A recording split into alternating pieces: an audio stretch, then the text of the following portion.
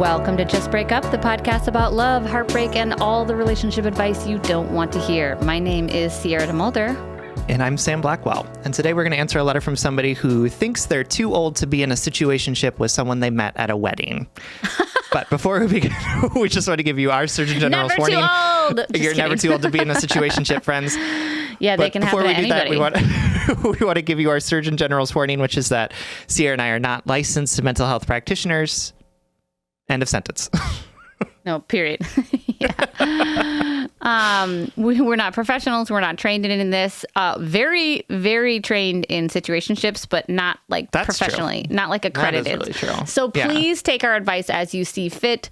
We're only here to offer our ever humble musings to hopefully shed some understanding and maybe some laughs and this incredibly rewarding but mostly confusing experience that is love in 2025. All right, everyone. Happy New Year. And we're going to get into today's letter. So today's letter comes from Not So Young Kinda Dumb, whose pronouns are she and they, who's writing from the depths of gay yearning. Dear Sam and Sierra, I'm writing for permission to do something silly, which makes me think that I probably shouldn't be doing it, but I want to, which is so deeply relatable. Okay, background. I went through a big breakup in January of this year, which would be January of last year. And in the midst of grief, met an amazing person, Charlie, through my friend's wedding festivities. I first met Charlie via the bridal party meetup a month before the wedding.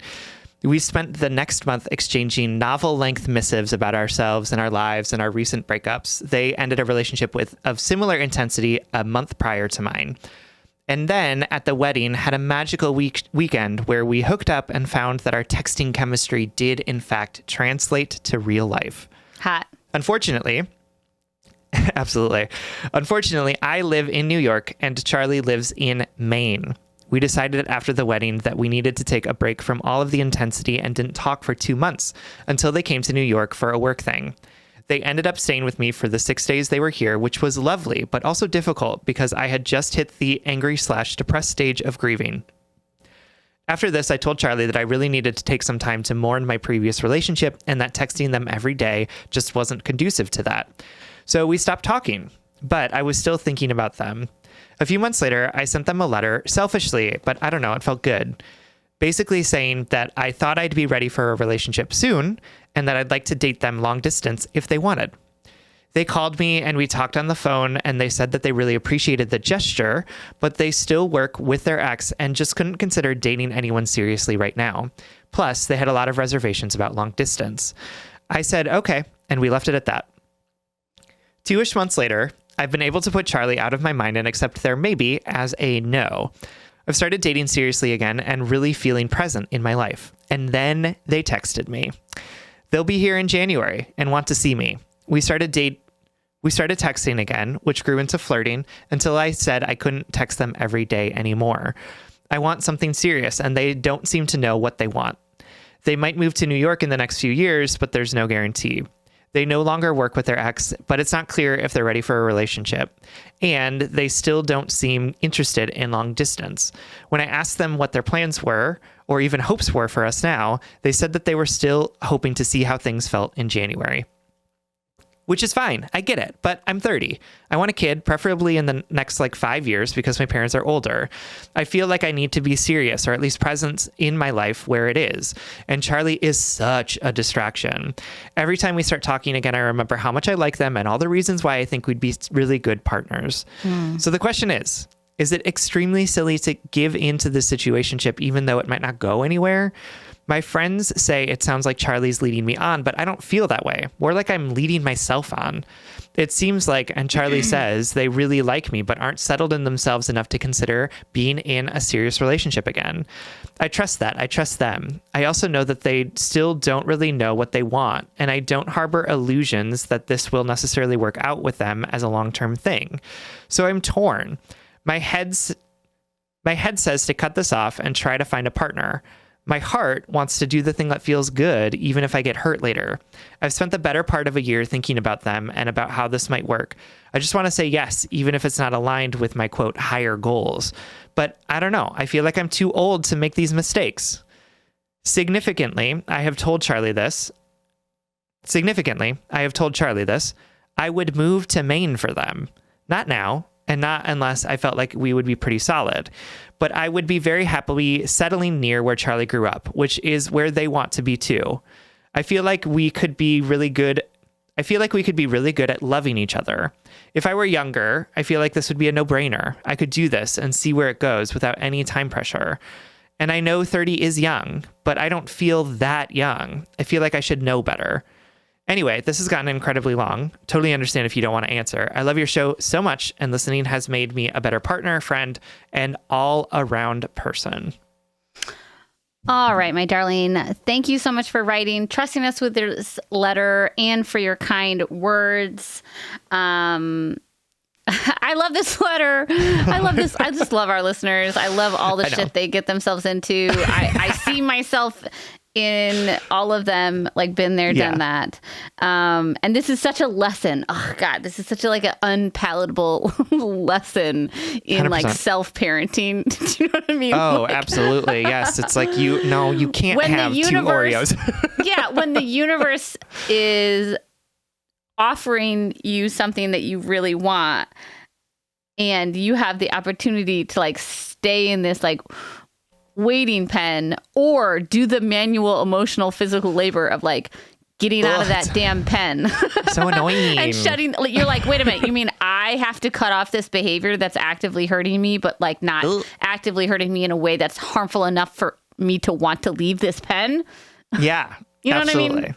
It's just so relatable, and it's deeply relatable. We're going to get into all of that and more, but first we're going to take a very quick break.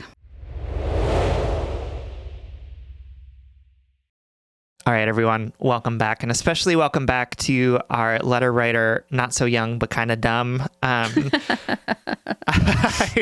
species on Earth is a little dumb, if you heard my check-in topic from Monday.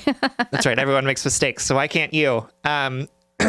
Yeah, so Charlie sounds great. Let me just say that immediately here. They sound like a really cool person. They live in Maine, which I think is really cool. You know what I mean? Like that's a cool place to a cool place to be. Yeah. And you've had all of these wonderful experiences together. I bet they're like super emotionally available via text message. Caveat there, the via text message part. Right. What a turn on though. A good texter. Whew. Can't relate. And you've had all of these like wonderful, beautiful experiences, like falling in love at a wedding. Can you believe how magical is that? It's just so everything about it. You know what I mean? Where it's just like love's in the air. There's dancing. Everyone's like having fun, and then you like get to go back to the hotel room and be like, let's cuddle / have sex, whatever it is that you're doing in that hotel room. Like, beautiful. And also, Charlie sounds like a person who's not showing up for you in the way that you would like them to, right? Like, I know that it's easy to like create this sort of like magical aura around people who are distant from us because, we don't have to deal with the fact that they are not present in our lives, right? We just get to be like, oh, if only they lived in New York, everything would be different and they would be the perfect partner for me. Look at all of the ways that they show up so perfectly all the time for me, except they don't show up perfectly for you all the time because they don't live near you and they don't want to be in a relationship with you. And those are not just like things that are like inconveniently getting in the way of the relationship, right? Like those are central parts of this relationship. They live away from you and they don't want to be in relationship with you. And I know that they like, maybe they want to, right? Like they just can't because of all these reasons. No. We're putting that aside. We're putting that narrative to the side, and we're reminding ourselves in this moment with radical honesty that this person does not want to be in relationship with you. They may have really good reasons for not wanting to be in relationship with you, but we need to get to that core honesty because that's what's true here, right? And you want to be in a relationship, a committed relationship with somebody. You want to find somebody who's going to be a good co-parent to you, to your future children. You want somebody who's going to be available for you to go to the doctor's office with you when your kid is sick, right? Who and you want somebody who's not just like great over text message. You know what I mean? Like there's like so much that's involved in an actual relationship that isn't just having great times together when they're in town and texting you every day. You know what I mean? Let me jump in here because I hear the inner narrative of the letter writer and thousands of people across the world being like, but we just haven't reached this potential yet. We haven't had the opportunity. We haven't had the opportunity. It's not the right time, blah, blah, blah, blah, blah. And while Sam's right, you know, us anxiously attached bleeding hearts are also right. Like, yeah, we don't know what the relationship could be. We don't know where the maybe percentage is and when that needle's going to move. And we will hang our hearts, our entire futures on that needle moving, right? So this is what I want to pivot is that, like, Sam's right. This person doesn't want to be with you right now. And that's the face that you should be, that's the card that you should be taking with you, right? But to me, it's less about the other person. To me, it's about the fucking perfect truth that you unintentionally divulged in one of your last paragraphs. You said, my friends say it sounds like Charlie is leading me on, but I don't feel that way. It's more like I'm leading myself on. And I felt that is so smart and intuitive, way more than you would ever know. So, okay, you're leading yourself on. If you're leading yourself on, how do you hold yourself accountable the same way you've been holding Charlie accountable? I want to commend you multiple times through this letter. You've been like, I was like, I can't do this anymore. I was like, I've been thinking about you. I want to be in a relationship. You have put yourself on the line, and you've also decided multiple times when it was like, I can't just like text with you casually. Like, you've taken care of yourself. You've held Charlie accountable in those moments. And I need you to look at yourself and be like, I am leading myself on in this situation. So how can I hold myself accountable? How can I parent myself? How can I nurture myself in the hard but right way? This is a perfect example of doing the hard, unpleasurable, but correct thing for yourself. One of the hardest lessons to learn ever. And Sam's right. Like, we are bolstered, we are empowered by remembering that potential is not dateable, right? That you can't cash a check on a maybe, right? You can't have a baby with somebody who's like, yeah, sure, one day. You know what I mean? Yeah. Can't have a baby on a maybe. You can't build the future with somebody who's not really, willing to build that future with you. You're just building half of a future then, and then that's not going to hold up, right? That's true. And there have been times in my life where I have needed Sam to say these really rude, but accurate things to me, right? Sorry, I'm not sorry. I needed help accessing that truth. And also, at the end of the day, Charlie, Sam, and Sierra can tell you that truth 100 times.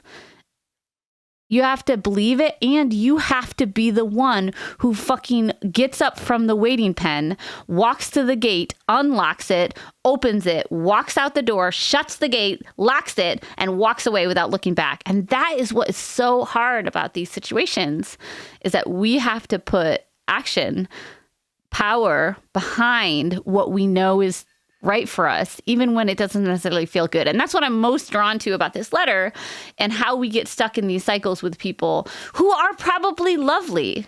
Charlie is probably lovely. And could you have a great relationship with them? Sure. Yeah.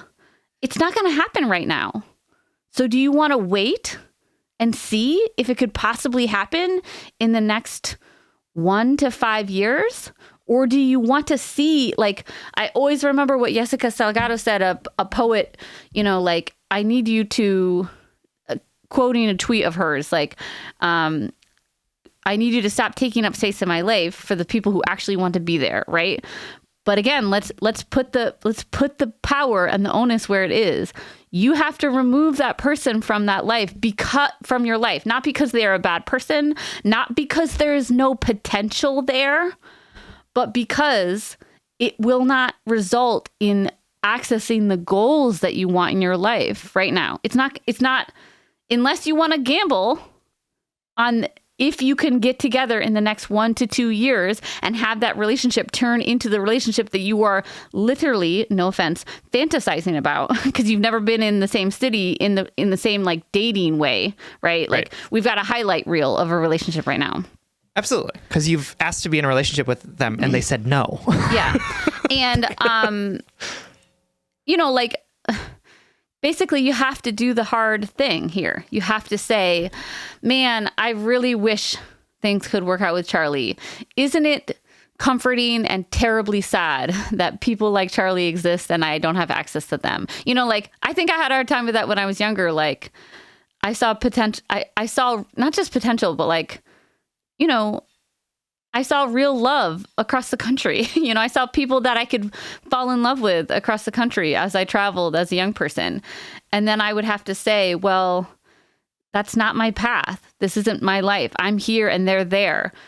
And that's not changing, unless energy gets put places and it changes, like long distance relationships. But, what Sam pointed out right there is that you have checked in with Charlie multiple times. You offered to move to Maine for them. And they said, yeah. And so then you have to do that thing. You have to put action behind it, because Charlie's not going to be like, I don't want you in my life, because you're fitting in their life just perfectly. They're fitting into your life fine. But from what you have said to us is that their presence in your life, it might not be active, painful harm, but it is preventing you from being interested in other people. It's preventing you from going out there and meeting people. It's preventing you from not fantasizing about the what ifs that are existing within this maybe rejection. Do you know what I mean? And like, I feel so intensely about this letter because I have had to I feel like I grew up a lot. The 2 to 4 times in my life in which I've been like, oh, I need to close the door because they're never going to do it. So true. It's on me.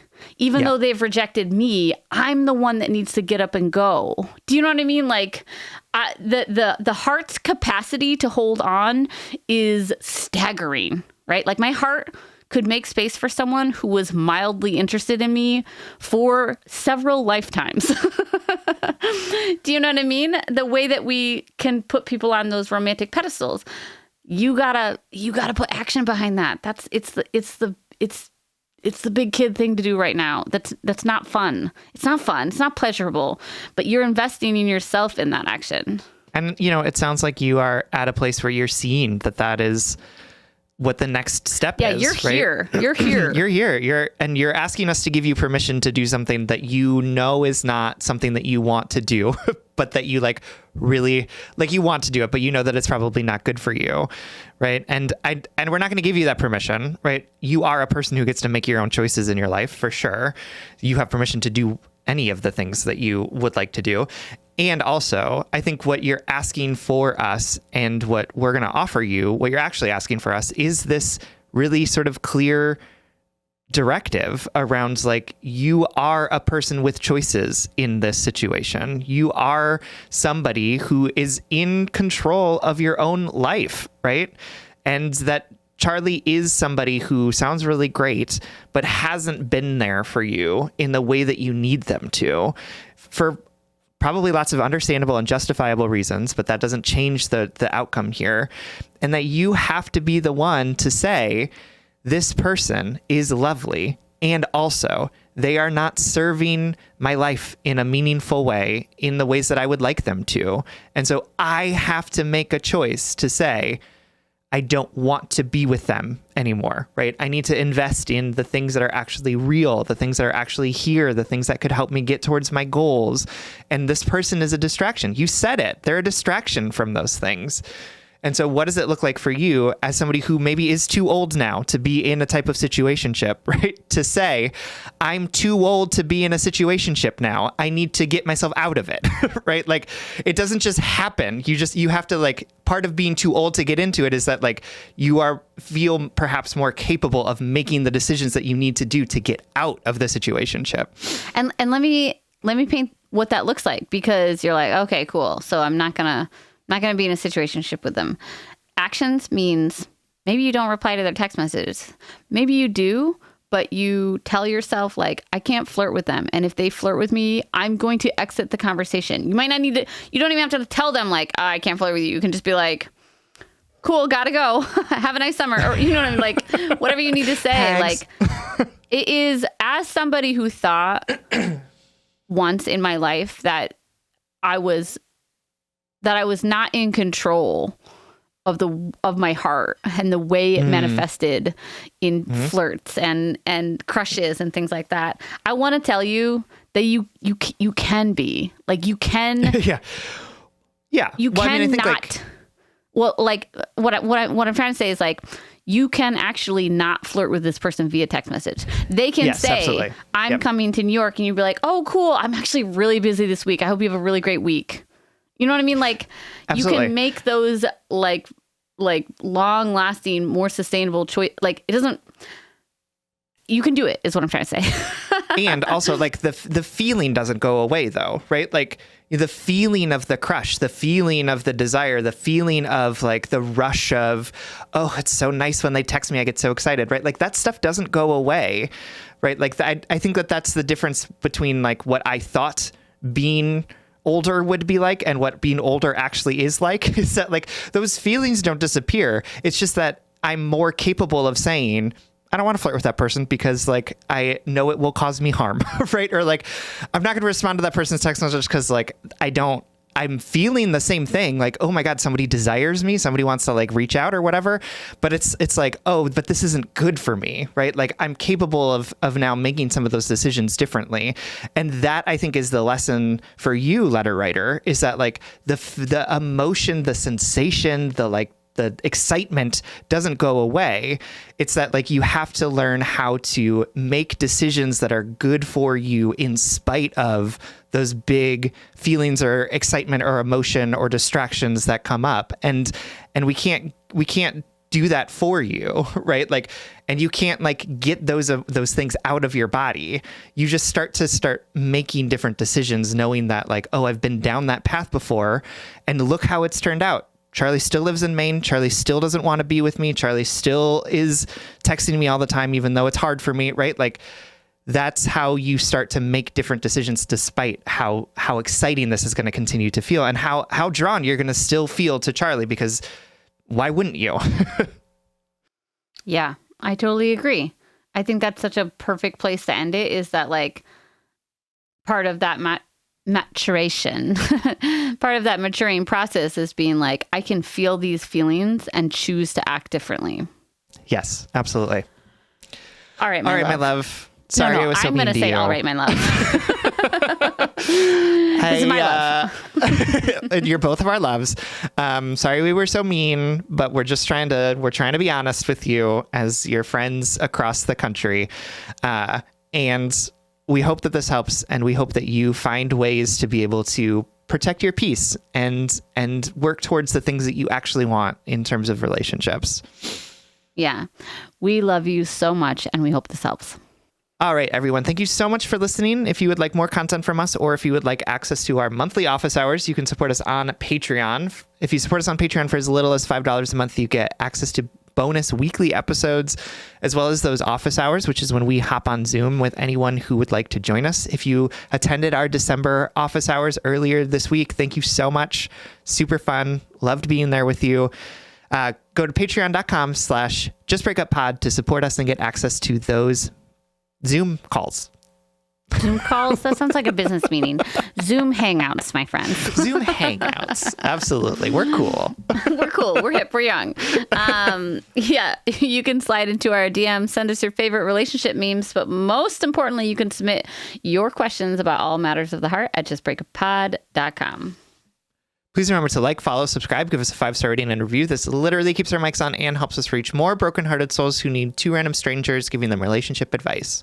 And remember, sometimes our heart will lead us astray, but our heart is actually existing in many different ways. It wants to take care of us. We just have to embolden it. We have to make the right choices so that it can do the right thing and move forward and grow and move on. And if all else fails, just break up.